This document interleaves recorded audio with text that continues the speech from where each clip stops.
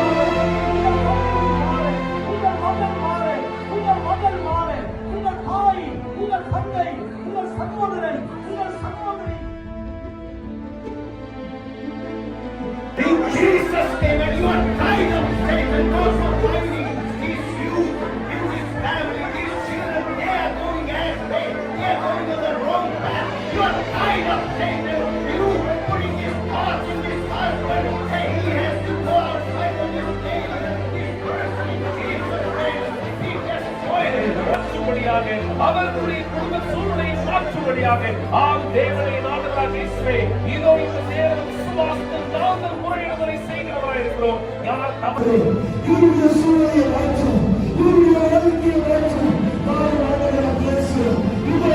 இந்த நிலையிலே இவருடைய சூழ்நிலையை மாற்றப்பட வேண்டும்.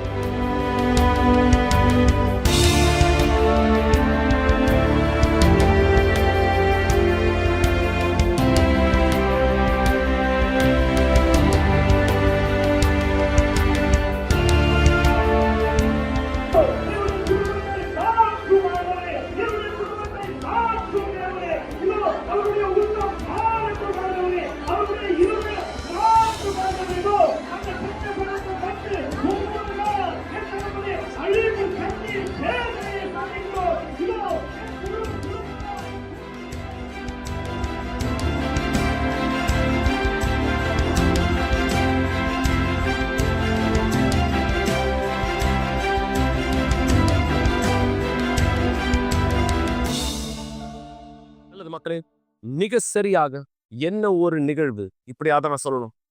குணமாக்குதல், விடுதலை, ஆசீர்வாதங்கள், மக்களுடைய குடும்பங்களுக்குள்ளாக இந்த இடத்துல மாற்றம்.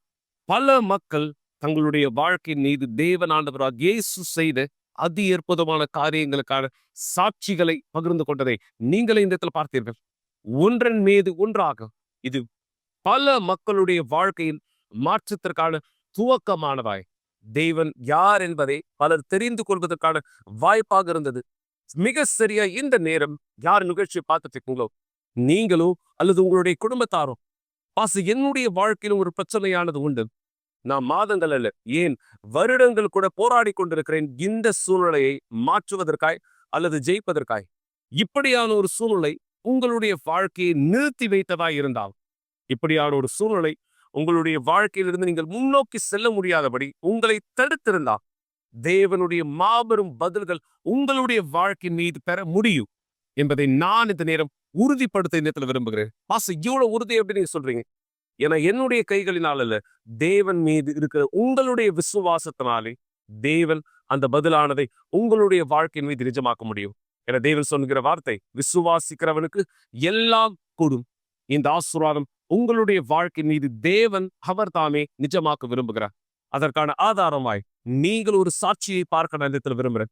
இந்த குடும்பத்திற்குள்ளாக தேவன் எப்படியாக தலையிட்டார், இந்த குடும்பத்திற்குள்ளாக தலையிட தேவனுடைய ஆவி நுழைந்து வித்தியாசத்தை ஏற்படுத்த இவர்கள் செய்த செயலானது என இந்த ஆசீர்வாதமான சாட்சி இந்த வீட்டை, இந்த வீட்டாரை எப்படியாக இந்த இடத்தில் மாற்றிருக்கிறது என்பதை நீங்கள் பார்த்து தெரிந்து கொள்ளும்படியாக சாட்சியை பாருங்கள். இப்பொழுதே என் வாழ்க்கை ஒரு குப்பையாக இருந்தது. இந்த மேடமினால் கொண்டு செல்லப்படுகிற ஒரு நாயைப் போல் நான் இருக்க விரும்பினேன், நானாயிருப்பதை விட.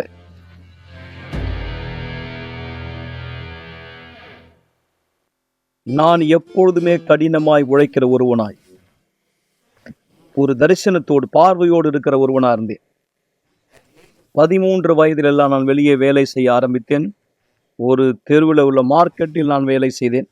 ஆனாலும் இன்னமும் எனக்குள்ளாக ஒரு கனவானது இருந்தது. சம்போலோவுக்கு குடிபெயர நான் தீர்மானித்தேன். ஒரு நல்ல வாழ்க்கையின் எதிர்பார்ப்போடு, நல்ல வாய்ப்புகள் அமையக்கூடிய ஒரு இடம் அது. மீண்டும் போராட தொடங்கினேன். ஒரு டாக்ஸி டிரைவராக நான் வேலை செய்தேன். எதையெல்லாம் செய்ய ஆரம்பித்தேனோ எல்லாமே தவறாக சென்றது. நான் எதையெல்லாம் என் கையினாலே செய்வேனோ எல்லாமே மோசமாக மாறிவிடும். இழக்கும்படியாக தான் ஒரு கார் நான் வாங்கினேன். நிறுவனங்களிலே நான் வேலை செய்ய துவங்கினேன். வேலை போய்விட்டது, காரியங்கள் மோசமானது. ஒருவரோட ஒரு பார்ட்னர்ஷிப்பில் இணைந்தேன். காரியங்கள் ஒழுங்காக சென்றது. 1-2 வருடங்கள் எல்லாமே அருமையா இருந்தது. பணம் சம்பாதித்தேன், வாடிக்கையாளர்கள் சேர்ந்தார்கள், பார்ட்டி கொண்டாட்டத்தின் வாழ்க்கை இருந்தது. பெண்கள், என்னுடைய பண வாழ்க்கை, வியாபாரம் அருமையா இருந்தது. கராஜிலே கார் இருந்தது. எல்லாமே அருமையாய் கனக்கச்சிதமாய் சென்றது.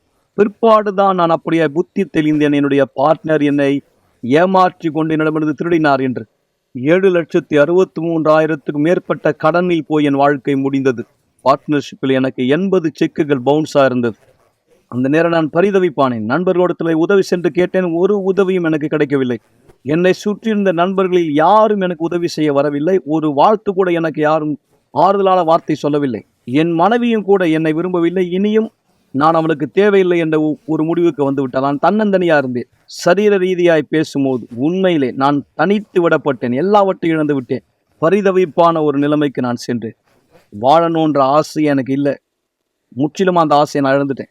என் வாழ்க்கை இந்த நிலைமைக்கு போனது தெரியுமா? பாலத்தின் அடியிலே சென்று உறங்கக்கூடிய நிலைமைக்கு நான் போயிட்டேன். நகரத்தை பற்றி யாருக்கு தெரியுமோ அவங்களுக்கு நான் என்ன சொல்றேன்றது புரிய வரும். இந்த பாலம் இருக்கிற ஏரியா அவங்களுக்கு தெரியும். இந்த இடத்துல தான் நான் வசிக்கும்படி போயிருந்தேன். அந்த பாலத்துக்கு கீழே எனக்குன்னு ஒரு வீட்டை நான் ஏற்படுத்திட்டேன். நான் கடந்து போன அந்த அவமானத்துக்குரிய சூழ்நிலை மிக கொடிதான ஒன்று. அந்த இடத்துலையும் கூட ஒரு ஆள் கத்தியோட வந்தான், ஒரு சின்ன கத்தியோட எடுத்துக்கிட்டு. இதுவும் இடம் கிடையாது, நீங்க இருக்கணும்னா நீ ஒரு தொகை எனக்கு கட்டணும். வாழணுன்ற விருப்பமே சுத்தமா எனக்கு இல்லை. என் வாழ்க்கையை முடிச்சுக்கணுன்ற அந்த ஒரே ஒரு யோசனை மட்டும் தான் எனக்கு இருந்தது. வாழவே விரும்பலை. அந்த அளவு என்னுடைய அவமானம் இருந்தது. எனக்கு அந்த அளவு நினைவு இருக்கு. அப்படிப்பட்ட ஒரு நிலைமையில நான் பாலத்தின் கீழே, அந்த அவமானத்துக்குரிய சூழ்நிலையில நான் பாலத்துக்கு கீழே உட்காந்துட்டு இருந்தேன். பெண்மணி, மதிக்க தகுந்த ஒரு பெண்மணி தன்னுடைய கையில உங்க நாய்க்குட்டியை ஏந்திட்டு போனாங்க. நான் அந்த நாய்க்குட்டியா இருக்கக்கூடாதா அப்படின்னு நான் நினைச்சேன். நான் கடந்து போன அப்படிப்பட்ட எல்லா விதமான அவமானங்கள்,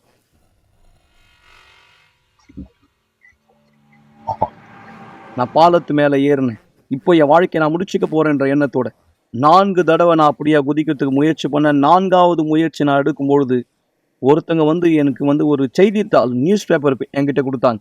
நான் அந்த நியூஸ் பேப்பரை படிக்க தொடங்கினேன். நான் என்னுடைய வாழ்க்கையை முடிச்சுக்கணுன்ற ஒரு நேரத்தில் ஒரு கட்டத்தில் தான் இப்போ இருந்தேன். எனக்கே தெரியாது. திடீர்னு பார்த்தா நான் ஆலயத்துக்குள்ளே இருக்கிறேன். எப்படி நான் ஆலயத்துக்குள்ளே வந்தேன், எப்படி இது ஏற்பட்டதுன்னு என்னால் யூகிக்க கூட முடியல. கடைசி நாட்களில் உட்காந்து பசியோட தாகத்தோட துர்நாற்றம் வீசக்கூடிய ஒருவனாய் மோசமான ஒரு நிலைமையில நான் போய் பாஸ்டர்கிட்ட உதவி கேட்டேன். அவர் சொன்னார், உனக்கு விசுவாசம் இருக்கா? நான் சொன்னேன், இருக்கு. இயேசுவை குறித்து நீ கேள்விப்பட்டிருக்கியா? உனக்கு விசுவாசம் இருக்கா? தேவனோட ஒரு ஐக்கியத்தை ஏற்படுத்து. இப்போ நடந்த மாதிரி எனக்கு அது ஞாபகம் இருக்கு. இஸ்ரவேல் சிறப்பு நிகழ்ச்சி, அது என்னன்னு எனக்கு அப்போ தெரியாது. இந்த தியாகங்களை பீடத்து மேலே கொண்டு வாங்க, தேவன் உங்களுடைய வாழ்க்கையை மாற்றுவார். நான் உறுதியாக நம்புறேன், தேவன் உங்களுடைய வாழ்க்கையை நிச்சயமாய் மாற்றுவார். அந்த வார்த்தையை அணைத்து கொண்டு, அந்த வார்த்தையை எனக்குள்ள எடுத்துக்கொண்டு என் வாழ்க்கையினுடைய பிரச்சனைக்கான ஒரு தீர்வா நான் அதை எடுத்துக்கிட்டேன். என் வாழ்க்கை மாற ஒரு வழி இருக்கு நான் புரிஞ்சுக்கிட்டேன். என்கிட்ட அப்போ இருந்ததெல்லாம் கொஞ்சம் துணிகள் மாத்திரம் தான், இல்லை ஜோடி ஷூக்கள் தான். அதை இரண்டாம் தர பொருளை விற்பனை செய்கிற கடையில் நான் விற்றேன். அந்த பணத்தை எடுத்து கவருக்குள்ள வச்சேன். தியாகம் செய்யக்கூடிய அந்த நாள், கவர் எடுத்து கொண்டு போய் தியாகத்தை நிறைவேற்றுகிற அந்த நாளில் தேவனுடைய பீடத்தின் மேலே அந்த கவரை நான் வைத்தேன். இதுதான் என்கிட்ட இருந்த எல்லாமே.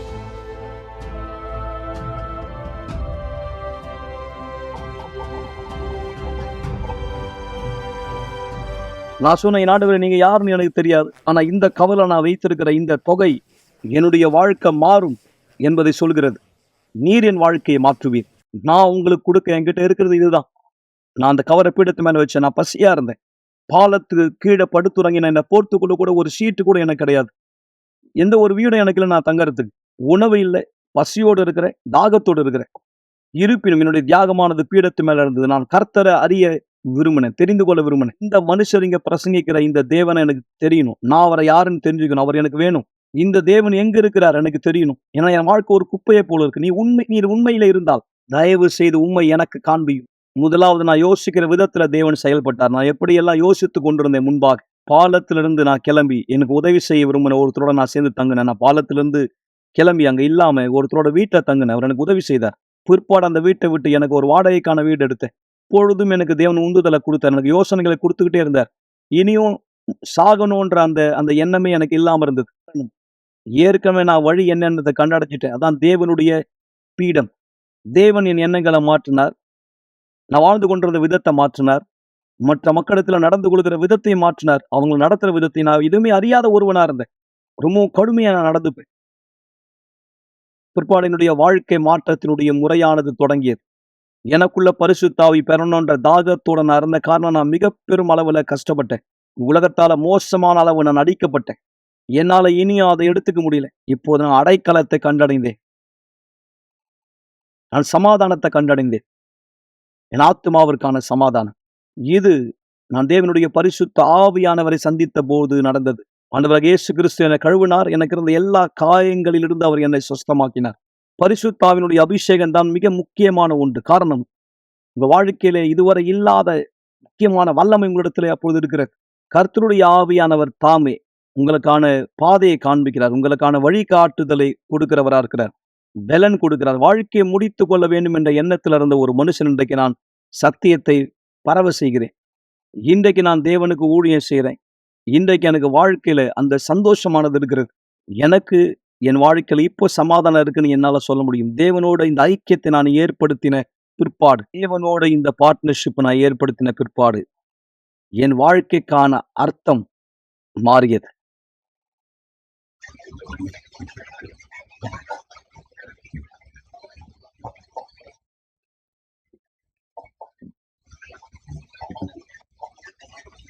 என் கடந்த காலத்தில் நான் இழந்த எல்லாவற்றையும் இன்றைக்கு எனக்கு தேவன் ரெட்டிப்பா கொடுத்திருக்கார். எனக்கு ஒரு குடும்பத்தை கொடுத்திருக்கார். படிப்படியாக, கொஞ்சம் கொஞ்சமாக. அது ஒரு மாயாஜாலத்தை போல நடக்கல. என் பகுதியா தியாகங்கள் செய்ய வேண்டியிருந்தது. அதுதான் தேவனுடைய வார்த்தைக்கு நான் கீழ்ப்படிவது. கொஞ்சம் கொஞ்சமாக, படிப்படியாக எனக்கு ஒரு குடும்பம் இருக்கிறது. நான் முன்பு இருந்த அதே துறையில் எனக்கு ஒரு நிறுவனம் இப்போ இருக்கு. முன்பு இருந்தது மாதிரியான அதே வியாபாரம் எனக்கு இப்போ இருக்கு. நான் வசிக்கும் இடத்துல இங்க எனக்கு ஒரு நிறுவனம் இருக்கு. அதே போல ஒருங்கிணைந்த கட்டிட வியாபாரமானது பிரேசிலுடைய வடகிழக்கு பகுதியில் எனக்கு இருக்கு. உங்களுக்கு 3-4 டிகிரிகள் இருக்கா? அப்போ நீங்க திறமைசாலி, உங்களால முடியும். ஆனா என்னால முடியாது. நான் வெறும் 4ஆம் வகுப்பு வரை தான் படிச்சிருக்கிறேன். 4வது வகுப்பு வரை மட்டும்தான் நான் படிச்சிருக்கிறேன். ஆனா எனக்குள்ளாக ஒரு ஆசிரியர் இருக்கிறார். தேவனுடைய ஆவியானவர் தாமே என்னை அதுக்கு தகுதியானவனா மாத்துறார். இதை செய்ய, அதை செய்ய எனக்கு அவர் பாதை காண்பிக்கிறார். சுத்த ஆவியானவர். அவர்தான் என்னுடைய மாபெரும் பல்கலைக்கழகம். இன்னமும் என்னுடைய மாபெரும் பல்கலைக்கழகம் அவர்தான். தேவனுடைய பீடத்தினுடைய பல்கலைக்கழகத்தில் நான் படித்தேன். எனக்குள் பரிசுத்த ஆவியானவர் இருக்கிறார். உலக மக்களோட இருந்த பார்ட்னர்ஷிப்ல நான் எல்லாவற்றையும் இழந்தேன். தேவனோடு என்னுடைய பார்ட்னர்ஷிப்பை ஏற்படுத்தின அந்த நேரம் பீடத்தோடு தேவன் என் எண்ணங்களை மாற்றினார். தேவன் என்னுடைய வாழ்க்கையை மாற்றியிருக்கிறார். இன்றைக்கு நான் எதுக்குமே பயப்படுறது கிடையாது. ஏன் தெரியுமா? பயம் இல்லாமல் என் வாழ்க்கையை நான் எதிர்கொள்கிறேன். என்ன காரணம் தெரியுமா? நான் கர்த்தருடைய ஆவியினால் நடத்தி செல்லப்படுகிறேன். பரிசுத்த ஆவியினால. இன்னைக்கு எனக்கு சந்தோஷம் இருக்கு, எனக்கு சமாதானம் இருக்கு. இன்னைக்கு நான் குளிர் தரையில படுத்தாலும் கூட குழந்தையை போல உறங்குகிறேன். ஏன் தெரியுமா? எனக்குள்ள சமாதானம் இருக்கு. இயேசு எனக்குள்ளாக இருக்கிறார். இதுதான் மகத்துவமான ஒன்று. இதான் வாழ்க்கை. உலகத்தினுடைய எந்த பணத்தினாலையும் இதை வாங்க முடியாது. நீங்க ஒரு லாரி ஃபுல்லா தங்கத்தோட வரலாம், வெள்ளியோட வரலாம். பரிசுத்த ஆவிக்காக மாற்றிக்கொள்ளும்படியாக எதற்காகவும் நான் அவரை மாற்றிக்கொள்ள மாட்டேன். இவர்தான் என்னுடைய மாபெரும் மிகப்பெரிய பொக்கிஷம். என்னோடு இருக்கிற மக்கள், என் குடும்பம், கார், நிறுவனம், இது எதுவுமே ஒப்பிடப்பட முடியாது. இதெல்லாம் அருமையான ஒன்று. ஆனால் சிறந்தது கர்த்தருடைய ஆவி உங்களுக்குள் இருக்கிறார் என்பதை நீங்க அறிந்திருப்பது மட்டுமே. மிக சரியாக உங்களுக்குள்ள ஒரு கேள்வியானது இணைந்திருக்கலாம். என்னுடைய குடும்பமும் ஆசீர்வதிக்கப்பட முடியுமா? என்னுடைய கணவர் மாற முடியுமா? என்னுடைய பிள்ளை மாற முடியுமா? என்னுடைய வீட்டிலே நான் சமாதானத்தை இந்த இடத்துல பார்க்க முடியுமா? என்னுடைய உறவுகள், என்னுடைய வீட்டாருக்குள்ளாக ஒற்றுமையானது இந்த இடத்துல வர முடியுமா? சில நேரம் சில கேள்விகள் உங்க பலருக்கு ஒரு பகல் கனவை போல இந்த இடத்துல இருக்கலாம். ஏன்னா பகல் கனவு பலிக்காது அப்படின்னு பல மக்கள் சொல்வதை போல நான் அதுக்காக இந்த வார்த்தையை பயன்படுத்துறேன். இது நடக்கவே வாய்ப்பில்லை, இது மாறவே வாய்ப்பில்லை, இதை நான் பெறுவதற்கு வழியே இல்லை. இது பொய் மக்களே. என தேவனோடு எல்லாமே கூடும். அவர் உங்க வாழ்க்கையை அதி அற்புதமானதாய் ஆசீர்வதிக்க விரும்புகிறார். குறிப்பா உங்களுடைய பண வாழ்க்கையும் கூட. என இன்று இந்த நாளும் இந்த கூட்டத்திலே மக்கள் யார் ஆலயத்திற்கு வந்திருந்தார்களோ திங்கட்கிழமை குறிப்பா இரவு 7 மணிக்கு உங்களுக்கு நான் சொன்ன பிரகாரம் பொருளாதார வாழ்க்கையின் வெற்றிக்கான கூட்டம். தேவனோடு உங்களுடைய பொருளாதார வாழ்க்கையை கட்டுவதற்காக அவர் உருவாக்குகிற வாய்ப்பு என்று நான் சொல்ல முடியும். தேவனுடைய மாபெரும் கரம் உங்களுடைய வாழ்க்கைக்குள்ளாக வித்தியாசத்தினை ஏற்படுத்துகிற ஒன்றாய் இந்த கல் இருக்கிறது. ஆம், யார் அவரை விசுவாசிக்கிறீர்களோ அவர்கள் பதில்களை பெறுகிறவராய், யார் நீங்கள் தேவனுக்கு அனுமதி தருகிறீர்களோ அவர்கள் அவருடைய நாமத்தை மகிமைப்படுத்தும்படியான சாட்சியாய் திரும்ப என் வாழ்க்கை நிறுத்தப்பட்டது, என்னுடைய வாழ்க்கை கட்டப்பட்டது, என்னுடைய வாழ்க்கை அடைக்கப்பட்டது. மக்களே, இப்படியான எல்லா எதிர்மறையான யோசனைகளை நிறுத்துங்கள். இந்த நிகழ்ச்சியினுடைய பெயர் சொல்வதை போல கவலை கொடுவதை நிறுத்துங்கள்.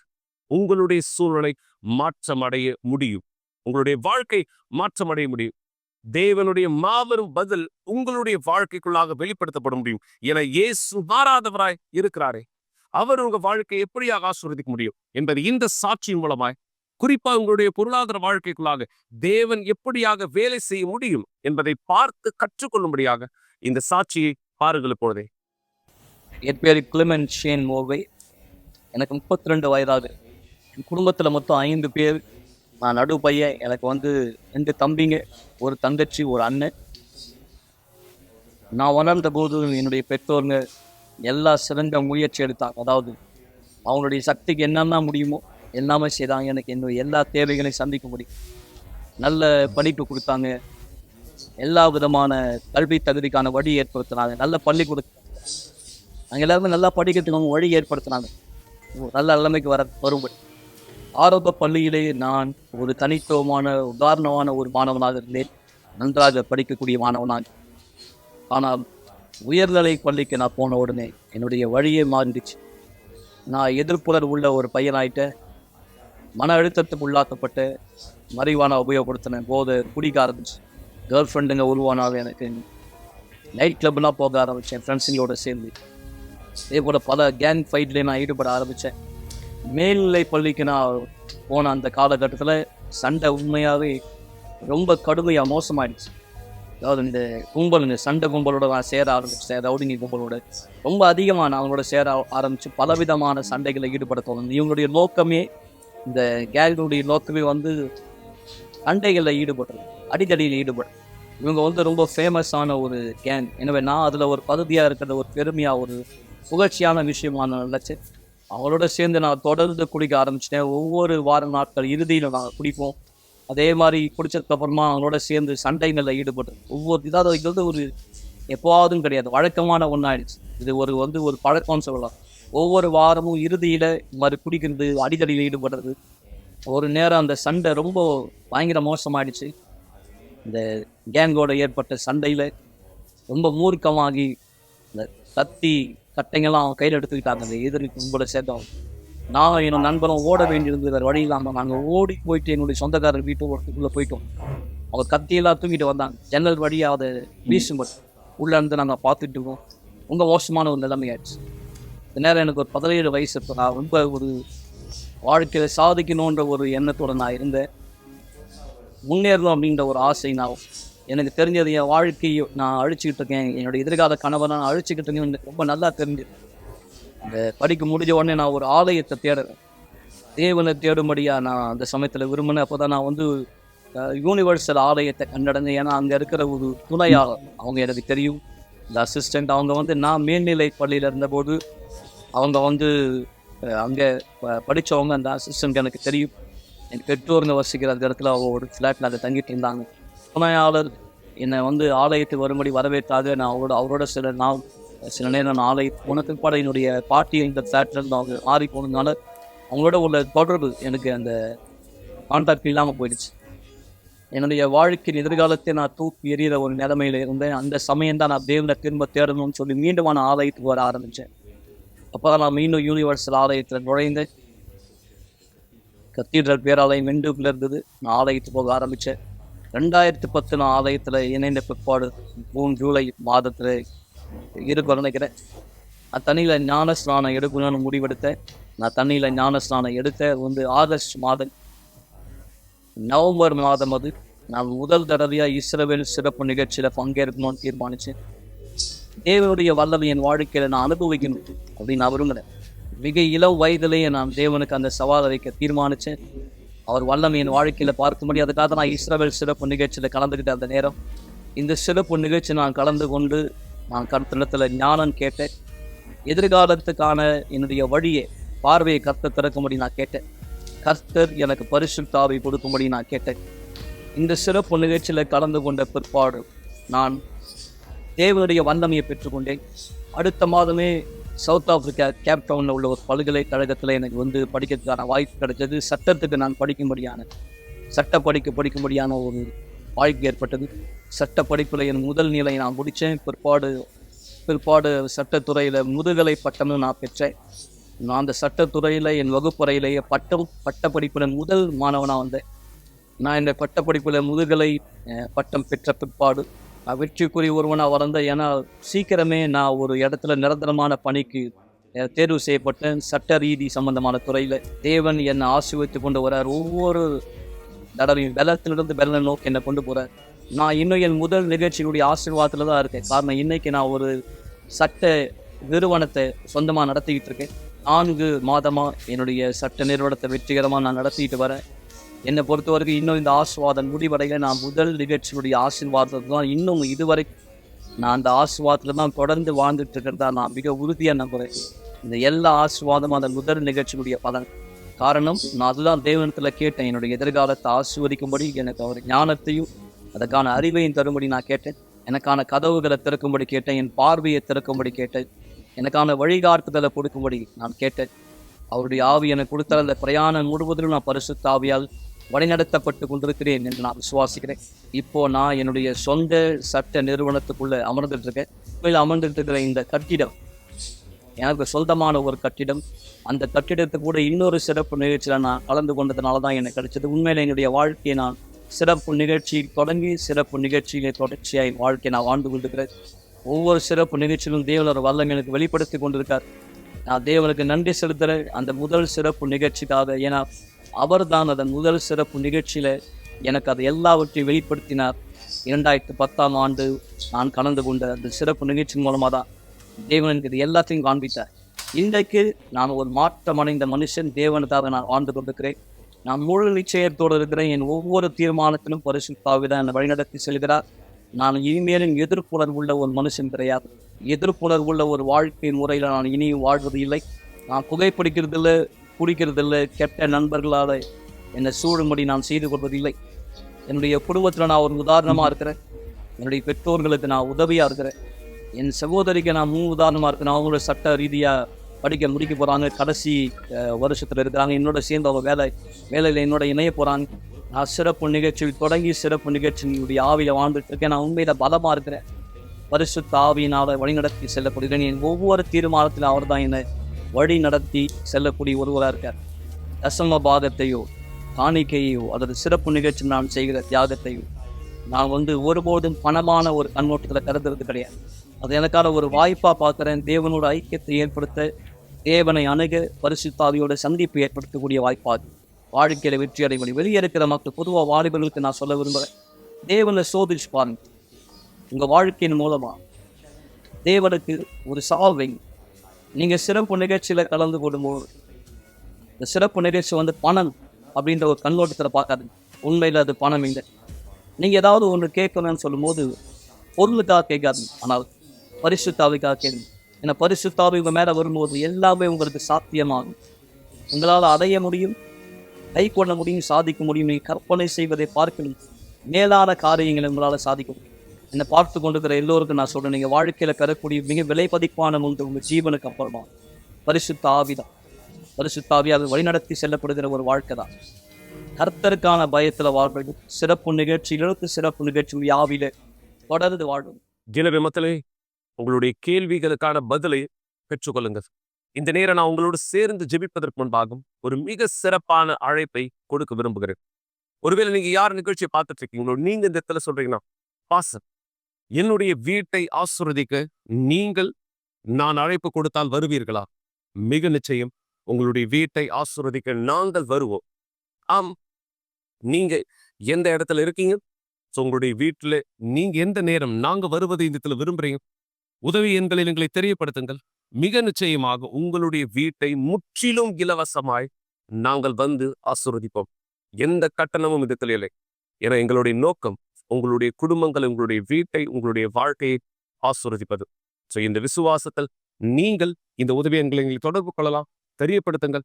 தேவன் உங்களுடைய வீட்டிற்குள்ளாக எப்படி இயேசு தன் சீஷர்களுக்கு பொறுப்பானதை கொடுத்தாரோ அதே பொறுப்பானது இந்த இடத்துல எங்களுக்கும் உண்டு என்பதை உணர்ந்தவராய் உங்களையும் உங்களுடைய வீட்டாரையும் ஒன்று சேர்ந்து ஆசீர்வதிக்க நாங்கள் தயாராக இருக்கிறோம். எங்களுக்கு தெரியப்படுத்துங்கள். தேவன் உங்களை ஆசீர்வதிக்க இந்த நேரம் ஒன்றிணையலாம்.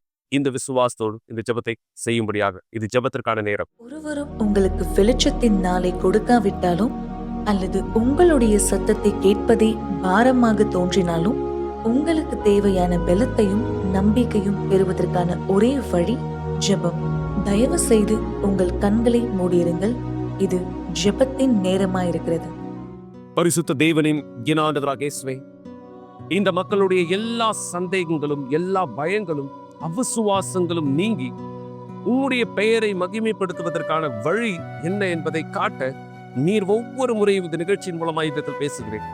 இவர்கள் சாட்சிகளை இந்த பார்க்கிறார்கள். உம்முடைய பெயர் மகிமைப்படுத்தப்படும் முடியாது இந்த மக்கள் ஒவ்வொருவருக்கும் உதவியானதை செய்ய கேட்கிறேன்.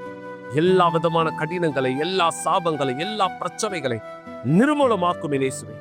இவருடைய வாழ்க்கை மீது நீர் வைத்திருக்கிற உம்முடைய திட்டம் நிஜமாகும்படியாக இந்த நபருடைய வாழ்க்கையை, இந்த நபருடைய வழிகளை, இந்த நபருடைய செயல்களின் திட்டங்கள் எல்லாமே இயேசுவே உம்முடைய கைகளில் இந்த படைக்கிறேன். வித்தியாசமானதை ஏற்படுத்தும். இந்த மக்களுடைய வாழ்க்கை மீது உம்முடைய பதிலானதை கொண்டு வரும். இவரை இவருடைய வாழ்க்கையை ஆசீர்வதிக்கிறேன் இயேசு கிறிஸ்துவின் நாமத்தினாலே. ஆமென். ஆமென். இந்த விசுவாசத்தில் இணைந்தவராய் இருங்க. தேவனுடைய வல்லமை உங்கள் வாழ்க்கைக்குள்ளாக வெளிப்படுத்தப்படட்டும். நாளை மீண்டும் இன்னொரு விசுவாசத்தின் கூட்டத்தில் இணைகலாம். குறிப்பாய் புதன்கிழமை ஆலயத்தில் தேவனுடைய வார்த்தையிலிருந்து உங்கள் விசுவாசத்தை பலப்படுத்திக் கொள்ள எங்களோடு இணைந்திருங்க. இயேசுவின் பெயராலே.